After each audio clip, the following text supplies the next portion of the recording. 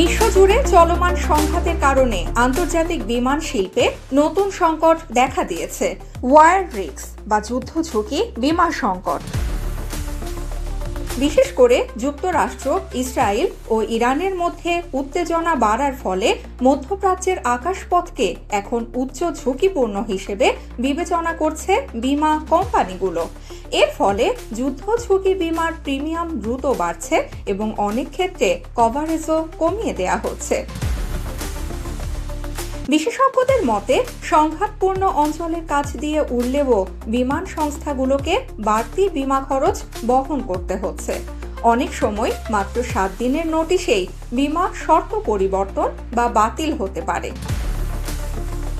এই পরিস্থিতিতে বিমান সংস্থাগুলো বাধ্য হচ্ছে কিছু রুটে টিকিটের দাম বাড়াতে, ঝুঁকিপূর্ণ গন্তব্যে ফ্লাইট কমতে, এমনকি কিছু রুট সাময়িকভাবে বন্ধ করতেও। বাংলাদেশের ক্ষেত্রেও এর প্রভাব পড়তে পারে, কারণ মধ্যপ্রাচ্যের রুটে নির্ভরশীল বিমান সংস্থাগুলোর পরিচালন খরচ বাড়তে পারে এবং যাত্রীদের ভাড়া বাড়ার আশঙ্কা রয়েছে।